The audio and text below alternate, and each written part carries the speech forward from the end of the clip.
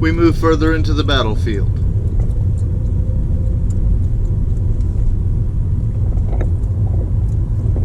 And that's the cemetery for the church. Next up is Shiloh Church itself.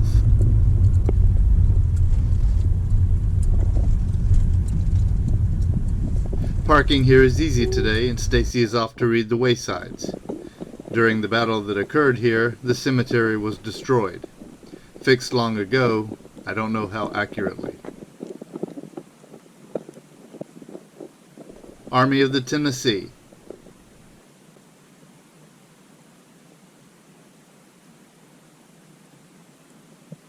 Army of the Ohio.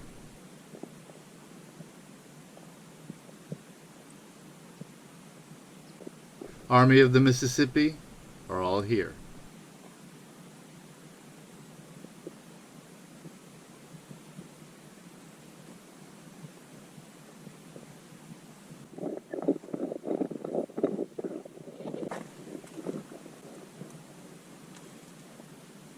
Violent Sabbath.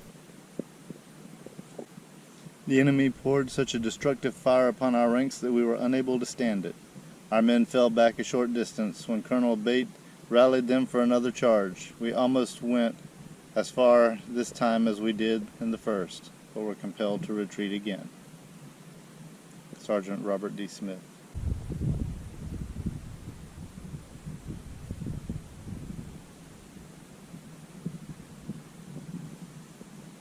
There were an awful lot of gains and losses in this conflict.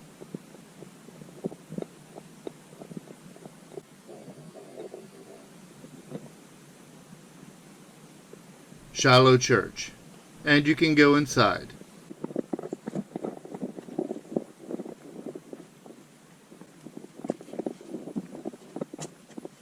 The original structure was destroyed in the battle. This is an exact replica sponsored by the Sons and Daughters of the Confederacy.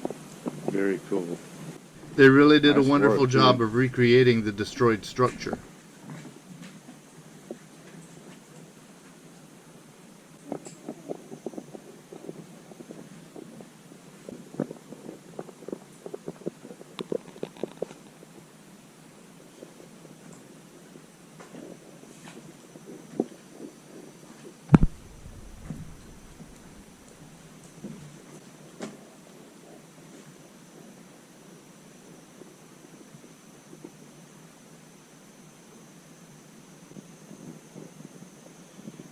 It's open to Psalm 45 to 47. Thy God hath anointed thee with the oil of gladness above thy fellows. All thy garments smell of myrrh and aloes and cassia, out of the ivory palaces whereby they have made thee glad.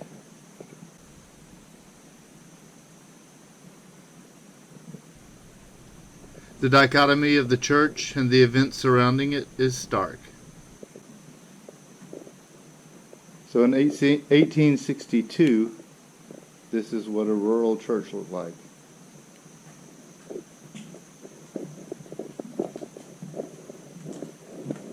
Shiloh means what?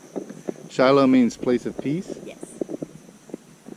which is the irony of the battle because it was anything but peace. But now it is peaceful, so it sort of comes back around on itself. Yeah, It really is a place of peace now. it really is. And in those days, that church was not there. That is also Shiloh Methodist Church. An active congregation. Another point of interest.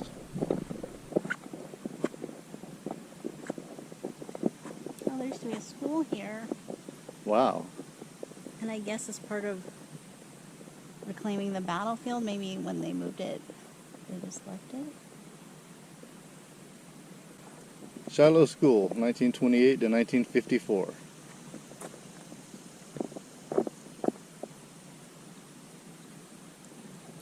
Shiloh School was located just beyond the Illinois Monument. In 1928, a 10-room building with auditorium was erected at a cost of $18,000, with a gym added later.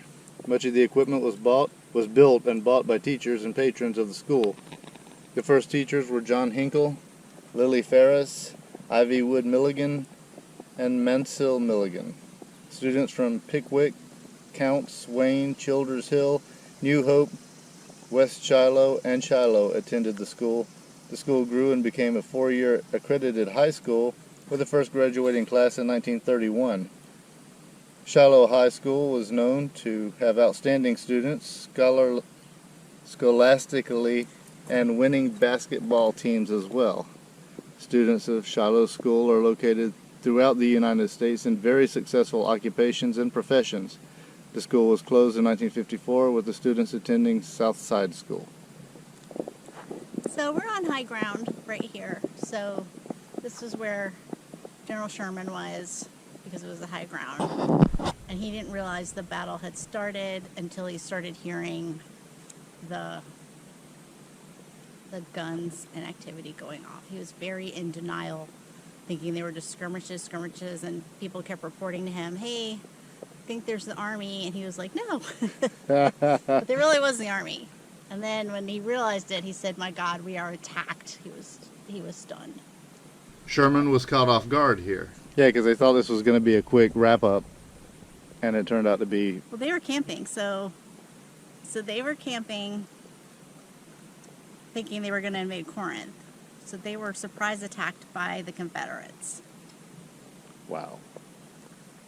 So Sherman didn't know the gravity of the situation until the aide standing beside him had his head blown off. And then he knew it was real. Sherman was wounded too. I think he got shot in the hand. Oh yeah. On down the road a piece, we find a trail to a place that shows the stark difference in the internment between the Union and the Confederacy.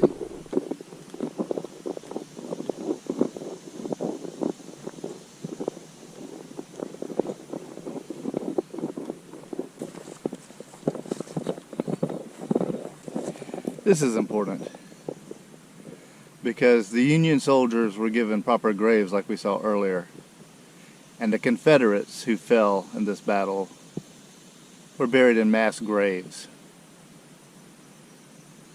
without identity and without any kind of ceremony.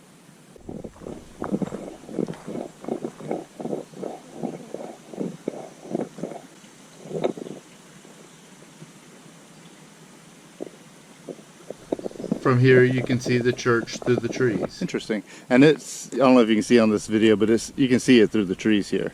And that's where Sherman's guys were having their picnic, camped out, and they were surprise attacked by the Confederates.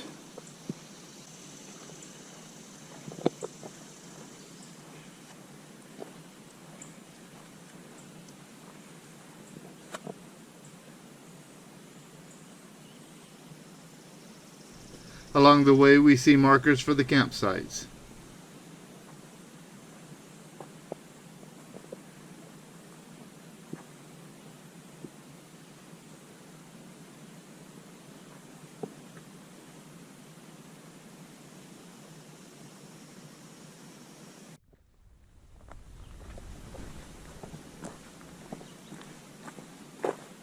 These woods serene today, but far from it in April 1862. I just want to point out these woods, how pretty and serene they are. This is where fighting actually took place. Yeah, the terrain's important because you can see, like, you can't really form a straight line of battle. So, like we learned in the movie, like whole companies of people were getting mixed up. People were getting lost from their group, and we're fighting amongst strangers, being commanded by strangers. You can't do a cavalry charge through here. Yeah, if you remember the Confederate monument that we saw where the cavalry guy is like, has his hand outstretched in confusion as to frustration, that this is why they couldn't use the cavalry. The woods would have been full of smoke and noise, like Stacey just said off camera, that it was just chaos. Shut up. Heated battle, not just a few guys shooting at each other. Thousands of men. And here, we approach it. One of several mass graves, the final resting place of so many Confederate soldiers. An awful contrast to the manicured cemetery at the visitor center.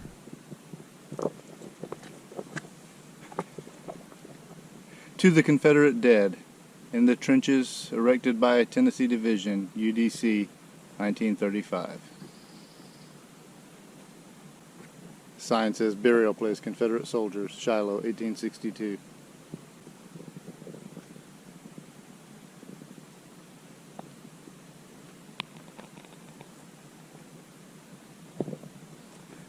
And I'll refer again to the cemetery we saw with all the graves on the bluff. They all had headstones. Even if they were unknown, they had headstones. These men have no such thing. We don't know who's buried here. We don't know how many. They were picked up and dumped into a mass grave. And at the time, forgotten. Yeah, there are 5 identified mass graves on Shiloh, but there are actually up to 11. They just don't know. Some are just lost to time. They don't know where they are.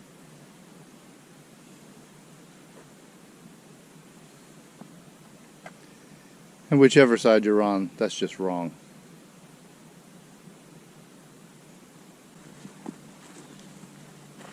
A point of interest.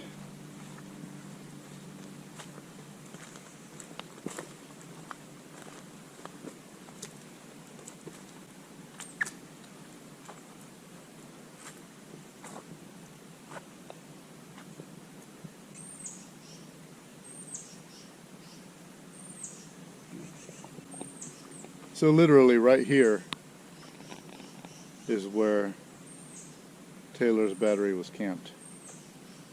I imagine one can look up any one of these armies for more information. U.S. Army of the Ohio, Gibson's 6th Brigade, 49th Ohio, 39th Indiana, 15th Ohio, McCook's 20 Division.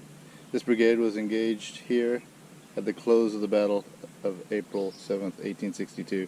Now, like Stacey just said off camera, the church is right over there. This battle started here and ended here. So, like, no ground was gained. Another campsite. Thielman's Battalion, Illinois Cavalry, was camped right here. The facets of this battlefield seem endless. It was the Army of the Mississippi that lost 70% of their guys, right? Yes.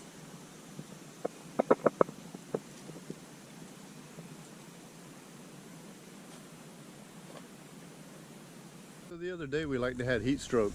It was like 1,000 degrees out here.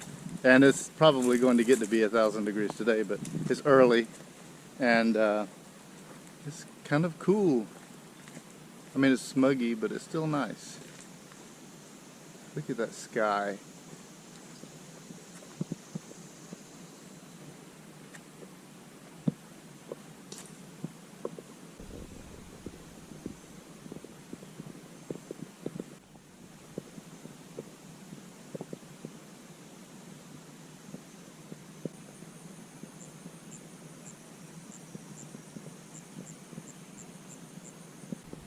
Out the other end, and we are in a field.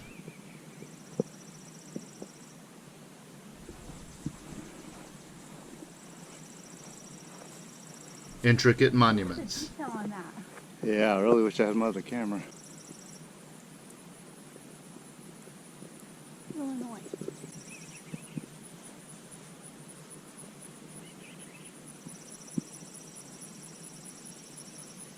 Illinois erects this monument to commemorate her sons who gave their service to perpetuate the honor and glory of the United States.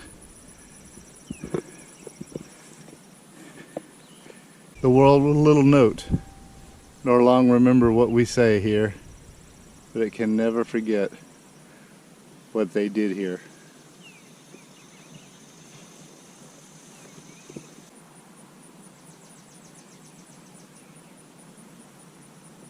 The artistry that goes into some of these monuments is like, It's stunning.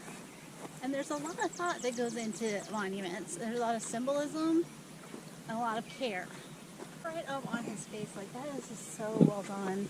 These are masterpieces. So it's like a fallen flag bearer, and he's still gripping the flag. And then behind him, they're going to lift up the flag and keep going.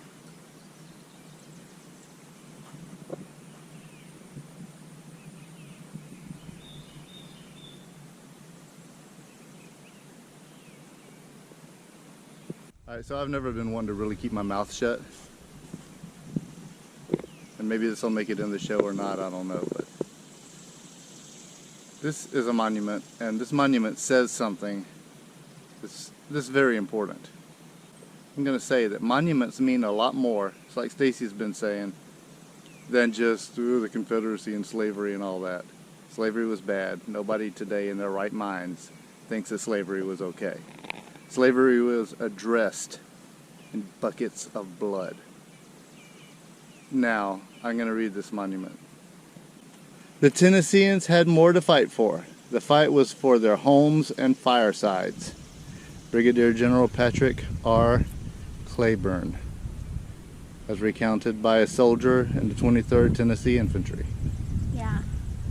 And I mean, the Tennessee kind of went north. But I mean, this really counts for like when Georgia's invaded, you know, like anybody, you can say, you can be against the Confederacy if you want. But if you were a Georgian at that time and the army came, you would probably fight for the Confederacy. Because it was about more than just slavery. Slavery started the thing, but people fought for their homes. Look at this, this is amazing. So Cleveland was the head of the 2nd Brigade under Major General William J. Hardee for the CSA. Remember Hardee's tactics? What were Hardee's tactics? Hardee's tactics was a little, we saw it yesterday at the Corinth Civil War Interpretive Center. It was a little booklet, and it was the manual that the infantry used for formations. Because Hardee went to West Point, and he wrote this manual. Both armies used Hardee's tactics. That's right. So that's how you remember it. So when you're trying to like figure out the order of battle and who these people are, it really helps if you have a little fact that you can cling to. Yeah. So then they start to become real people to you. So it's like, okay, that's Cleburne. He's CSA. He reported to Hardee. Or Hardee went up to City, Johnston, and then Beauregard after Johnston's killed. The details.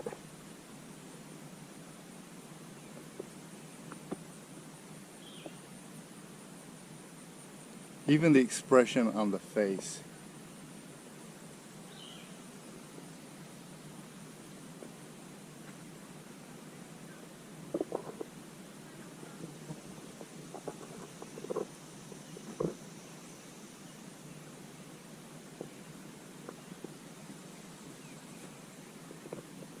It's important to understand why monuments exist. And when people are vandalizing statues of Joan of Arc and Robert the Bruce, abolitionists and black soldiers, I know that these people don't know what they're attacking. They don't understand monuments, and they don't understand the hundreds of intricacies that are associated. And a lot of times monuments represent grief.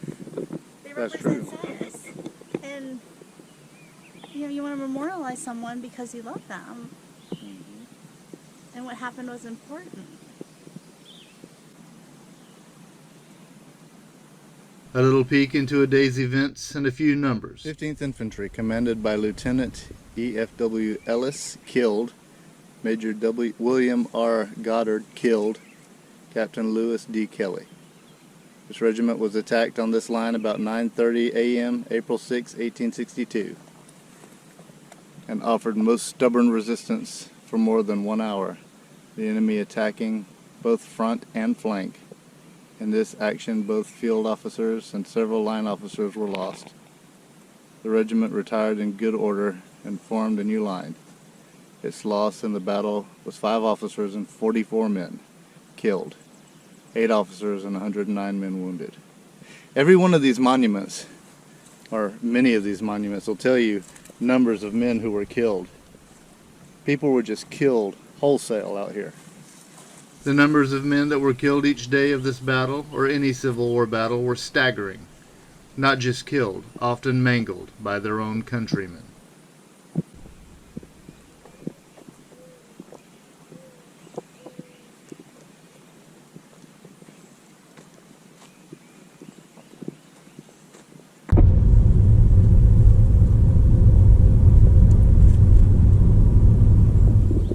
This is called Peabodys hunch. The Union Army was not convinced that the Confederates were coming. They were completely surprised. But on the morning of April 6th, Peabody, around 4:30 in the morning, he was like, you know, I'm going to put together a little patrol and just to be on the safe side. And his patrol and some Confederate pickets had a little skirmish. But right behind those pickets is the entire army.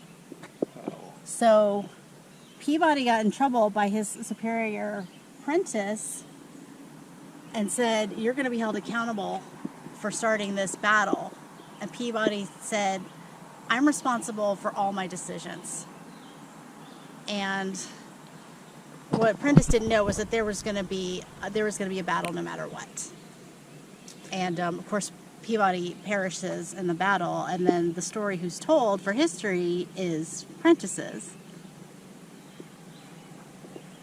And I'm really glad that they tell all this here. Yeah, Peabody was really a hero of the day. And this is tour stop 7, by the way.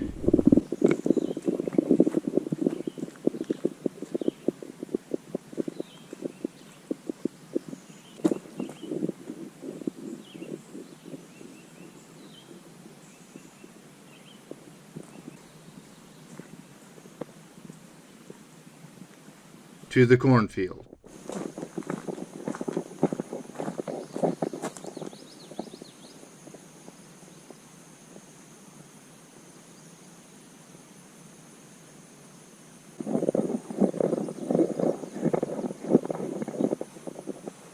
You know the saying, knee high by the 4th of July?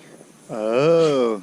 So the crops can make it look a little different than it looked on the day because this is now July 4th and the corn is high. The corn is high. Here at Fraley Field. Let's see what happened here.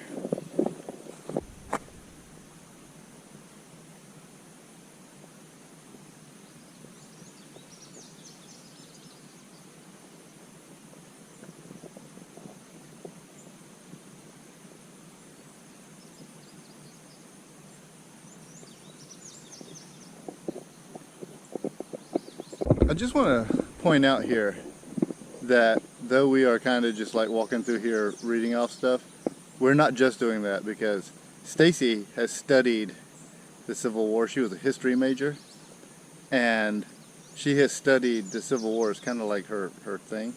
And so like she's reading this stuff off and she knows a lot more of the intricacies than you would necessarily find on these wayside boards.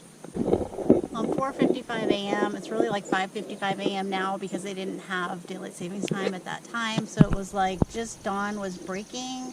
It was very foggy and just sort of out of the trees you have this army, and it was very uncanny and very disturbing, you know, because it's just a little reconnaissance. Right. And they just are having what they think is these little pickets, but behind it is the whole army, and behind that is another line. So this is where he sent the guys to look. They told him that he started the battle, or accused him of starting the battle. But in reality, he discovered this that they didn't know about beforehand. Yeah, so the whole army, and you remember it took them 3 days for the Confederate troops to get up here, and there was like they had a big argument. There was like a conference of battle the day before with PGT Beauregard and Johnston. It's like, we shouldn't do this. There's no way they don't know we're here, but they absolutely didn't know.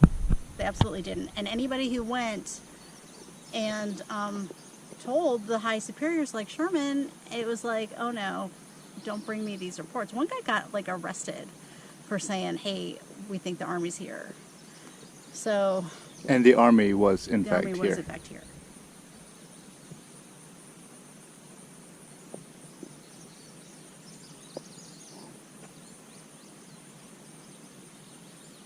I think a couple months earlier, Sherman had panicked in a situation, and so he got labeled crazy in the press, so he didn't want to overreact because he was fighting that. Because the media has never been your friend, okay? The media's never your friend, and it messes things up. So, yeah. That army materializing out of the fog had to be one hell of a sight.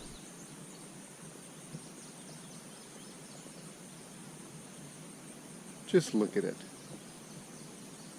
And look at the lay of the land. It goes down over there. It goes woo, waves of it over there. Yeah, you understand this is kind of like, And over here is a big hill. like the terrain. Yeah. Which is really easy for people to hide behind. Right, and then they come out of the woods in the mist with that creepy rebel yell. I mean, it must have been terrifying.